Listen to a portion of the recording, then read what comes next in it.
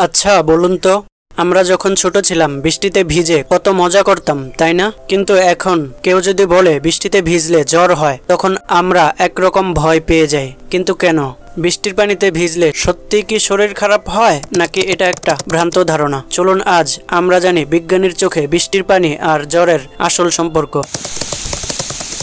সূর্যের তাপে নদী-নালা, খাল-বিল, সমুদ্রের পানি বাষ্প হয়ে আকাশে উঠে মেঘ তৈরি করে। এই মেঘ থেকে পানি হয়ে বৃষ্টি আসে। তবে এই প্রক্রিয়ায় বাতাসে থাকা ধুলাবালি, ধোঁয়া, গ্যাস যেমন সালফার ডাই অক্সাইড বা নাইট্রোজেন বৃষ্টির পানিতে মিশে যেতে পারে। এর ফলে কখনো কখনো ত্বক বা শরীরের জন্য ক্ষতিকর হতে পারে। তবে সব বৃষ্টি ক্ষতিকর নয়।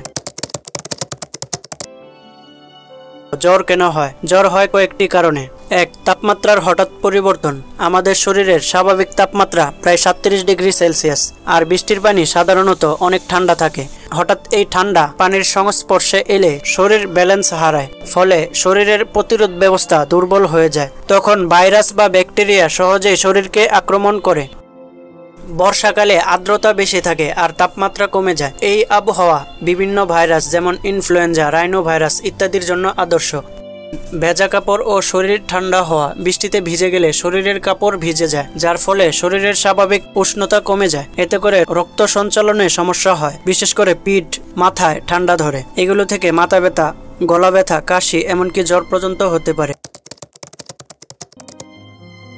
বৃষ্টির পানিতে যদি ধুলা, রাসায়নিক বা অ্যালার্জি সৃষ্টিকারী কিছু থাকে আর তা আমাদের শরীরে প্রবেশ করে, তাহলে শরীর সেটার বিরুদ্ধে লড়াই করে। এই লড়াই থেকেই মাঝে মাঝে সাময়িক জ্বর হয়। তাহলে কি সবসময় বৃষ্টিতে ভিজলেই জ্বর হবে?